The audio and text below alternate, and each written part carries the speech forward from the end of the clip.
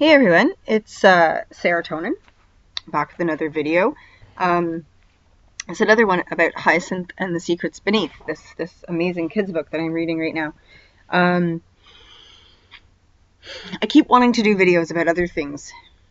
I have a whole list of stuff that I want to talk about, and then other stuff just comes up, and I just really feel very compelled to make a video. You may have noticed that I don't really haven't really stuck with the digging for the mystery history stuff with all the videos that I do. I'm having a bit of fun as well with YouTube. I really just don't do social media at all. I'm not on anything but YouTube.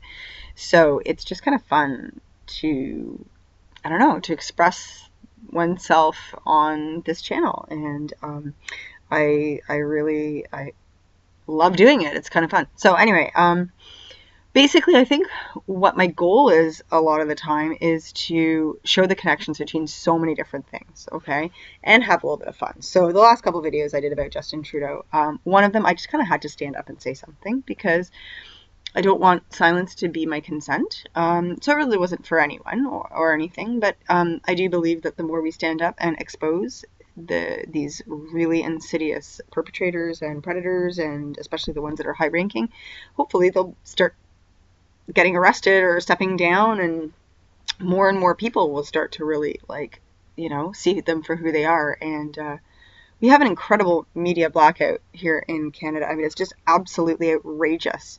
And so a lot of Canadians just don't know anything about what's going on. So anyway, back to Hyacinth and the Secrets Beneath. This book is really interesting, and it's coming up, a lot of different things are coming up for me in this book that I think are really worth sharing with you guys. So I'm going to read an excerpt from the book, but I also just wanted to mention that there's sort of an ongoing thing in the book. Sorry, I'm just going to help my cat get to the windowsill.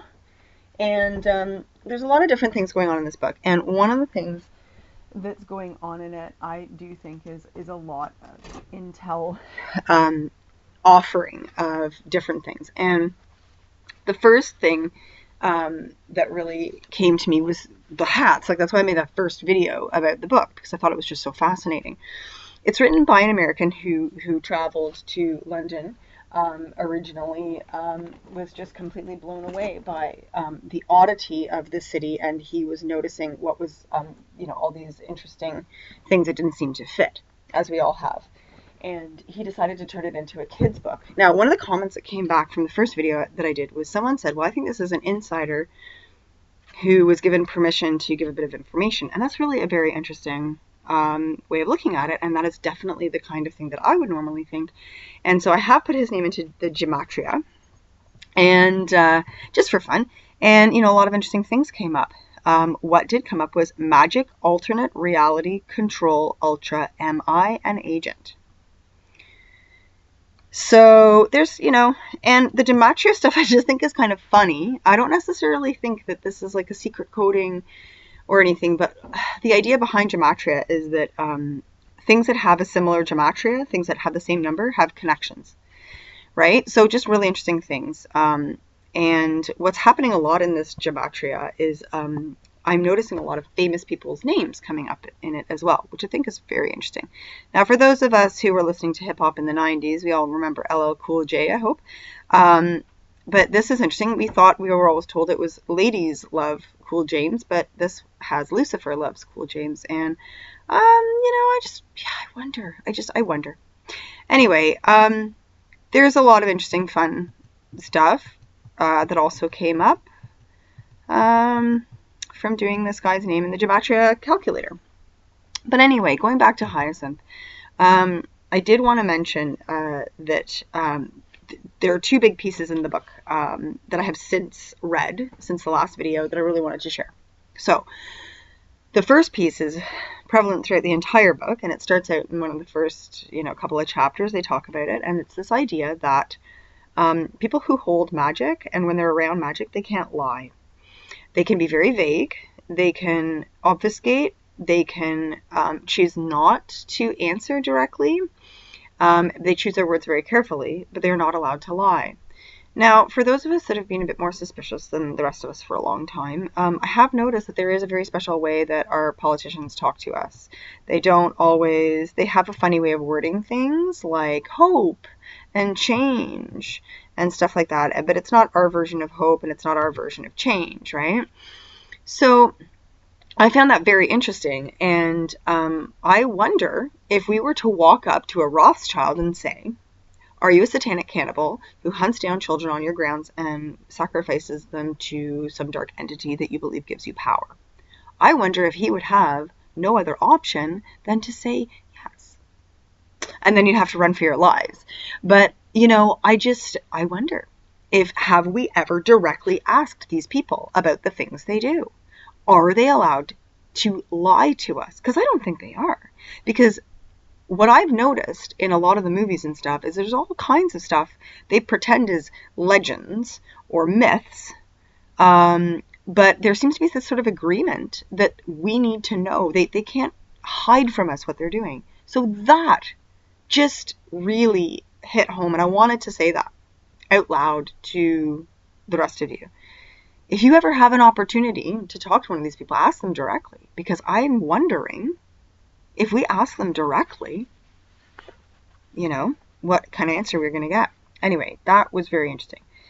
The next bit I wanted to mention here, so this really, when I read this paragraph, it made me actually think of the World Fairs and the Great Fires.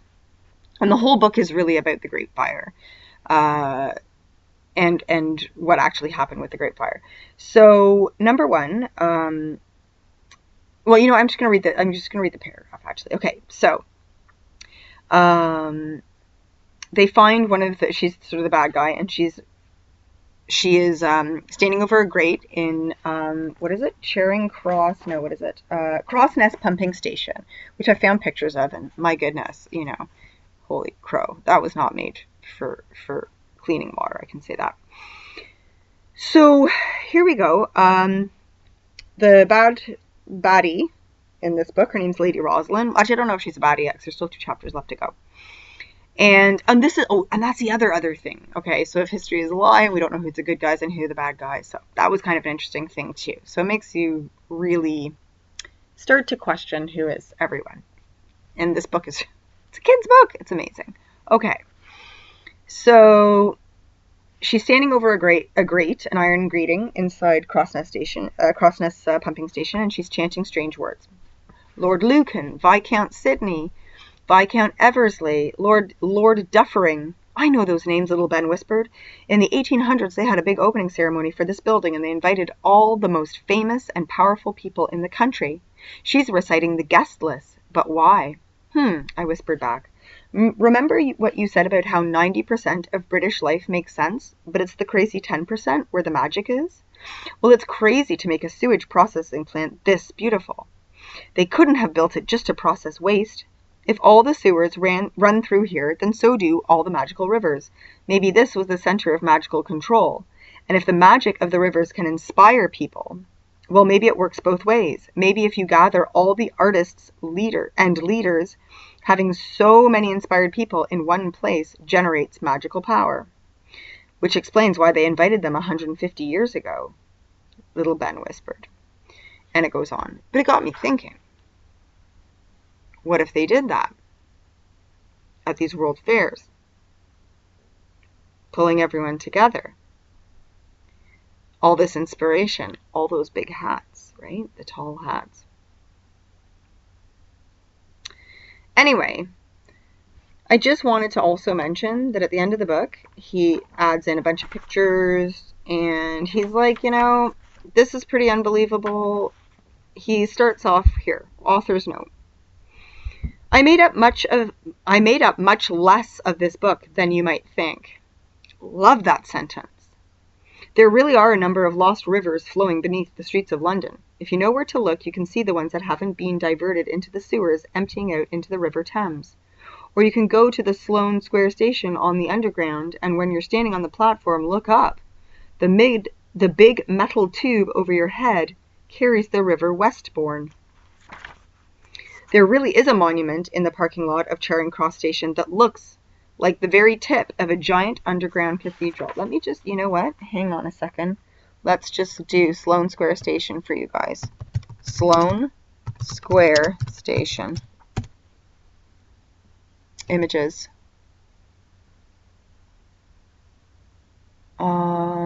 Look up. There's the, nope, where is that?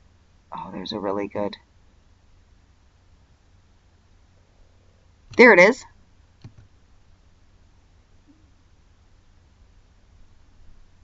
That is a river in there. Okay? That is the Westbourne, was it? They said Westbourne Aqueduct. Okay? Next bit. Hang on a second. Sorry, guys. I'm using a spoon as my bookmark. Monument, Charing Cross Station. Okay, hang on a second.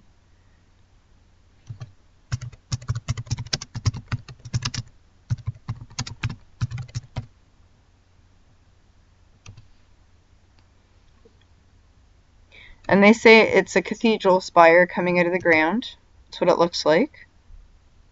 Which is entirely possible. It is in the middle of a parking lot. But if this is Antiquitech, then we know this to be a stupa or something else, right? Here's another shot of it. I can't get anything but these teeny tiny shots. Here we go.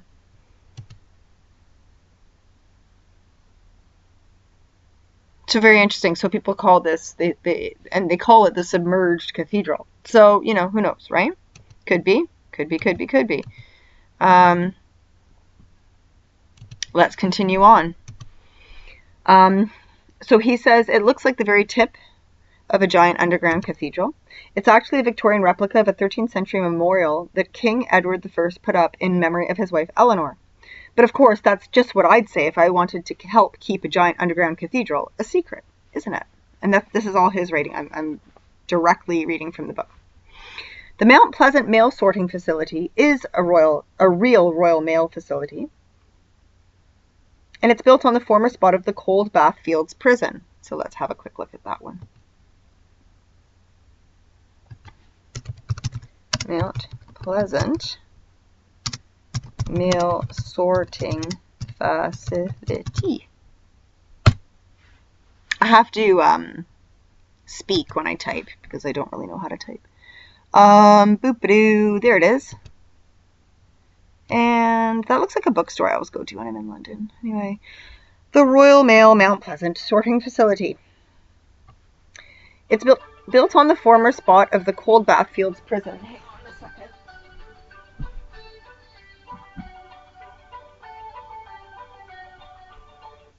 Okay, sorry about that.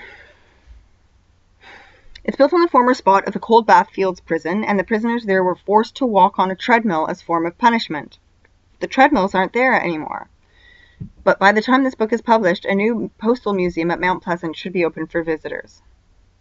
Okay, that's a bit of a weird bit in there. The monument to the Great Fire of London.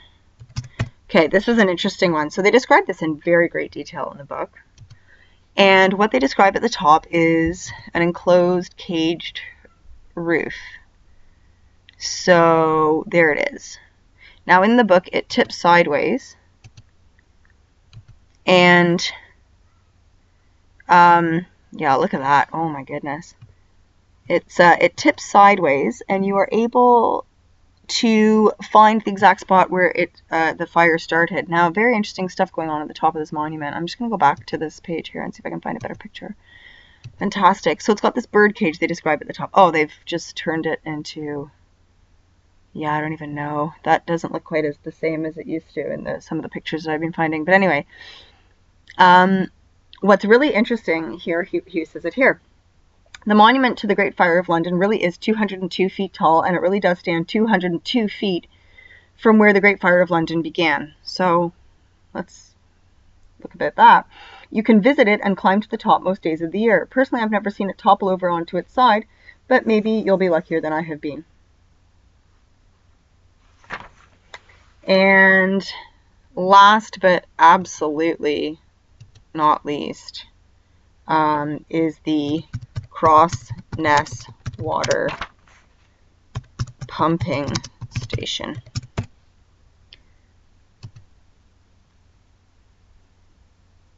Really? London? And yowza. Okay. Right?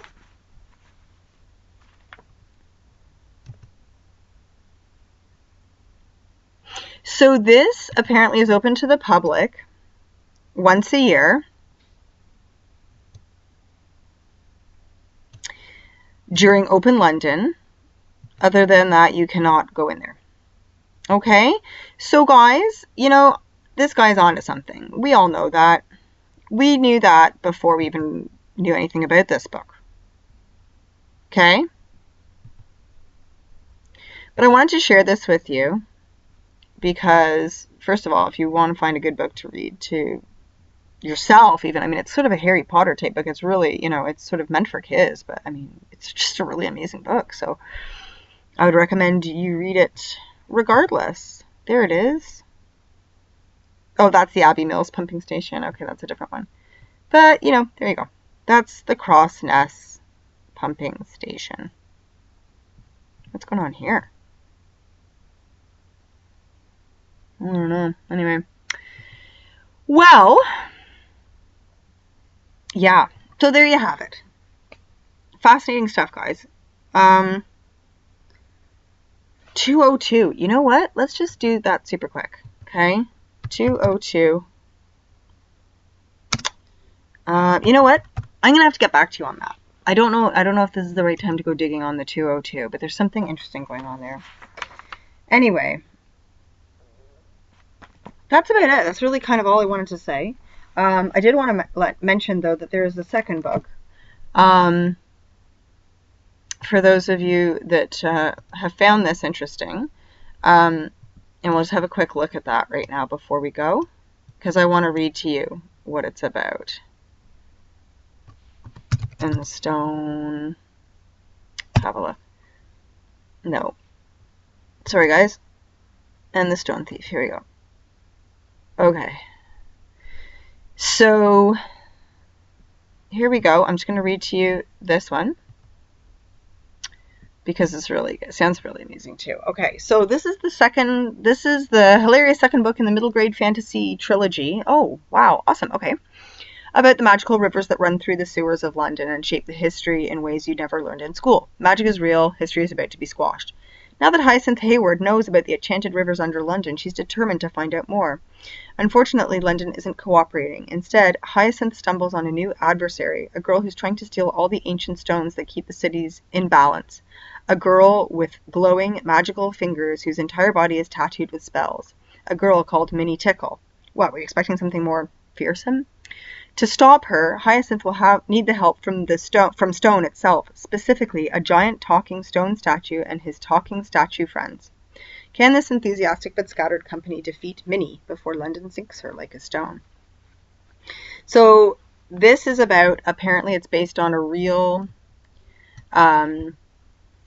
stone maker, not anything to do with a quarry, but someone who used to apparently make stones in London that were falsified stones, and they made statues apparently all over London. And the way this author talks about it, he's like, yeah, this is absolutely part of the London lore. And apparently when the city is threatened, these statues will come to life to protect the city. So I have no more of it than that to share. And I'm going to wrap this up because it's probably a lot longer than I ever meant it to be. But there's something in these books, guys. And yeah, I just wanted to share and find out what you guys think and what you know, and especially those Londoners, people who visited there. Let me know what you think. Okay, anyway, that's it for now. God bless and good night.